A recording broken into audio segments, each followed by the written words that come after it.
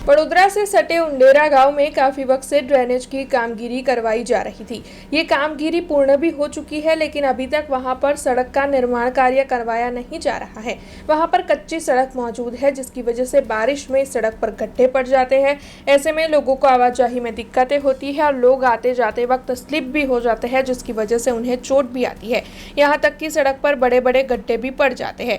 ऐसे में वाहनों का बैलेंस बरकरार रखना भी मुश्किल हो जाता है। तो वहां पर जो बरसाती कांस मौजूद है, उसकी फेंसिंग भी कॉन्ट्रैक्टर की ओर से तोड़ दी गई है और अभी तक लगाई नहीं गई है। ऐसे में कोई यहां पर गिर भी सकता है, ऐसा डर लोगों को सता रहा है। तो वहीं कॉन्ट्रैक्टर की ओर से जो ड्रेनेज लाइन डाली गई है, उसकी चैम्बर को भी नुकसान पहुंचाया गया है, ऐसा दिखाई पड़ रहा है।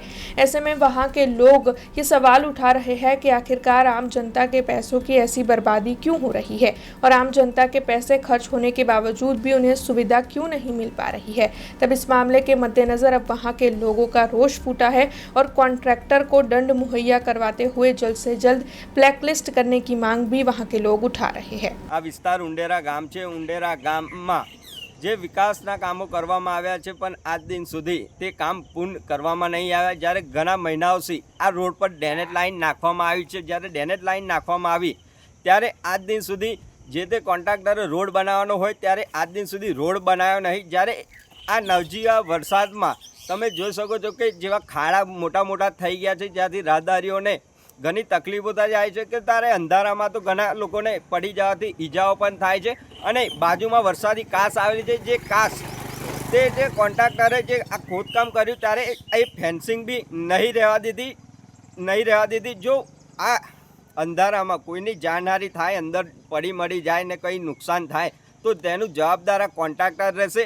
અને જે તે અધિકારી દેખરેખ હેઠળ હતા તે અધિકારીની જવાબદારી રહેશે।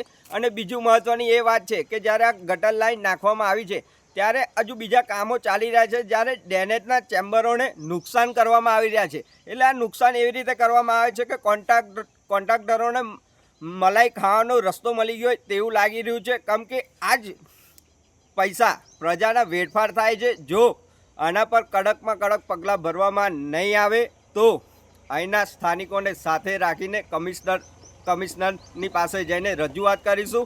આ તો મીડિયાના માધ્યમથી કહેવા માંગીએ છીએ કે વહેલી તકે આ રોડ 5 દિવસના અંદર બનાવી દેવામાં આવે। જો બનાવવામાં નહીં આવે તો જે તે કોન્ટ્રાક્ટરને જે તે અધિકારી હશે તેની સામે ગાંધી ચીજા માંગે आंदोलन भी हमें करीશું।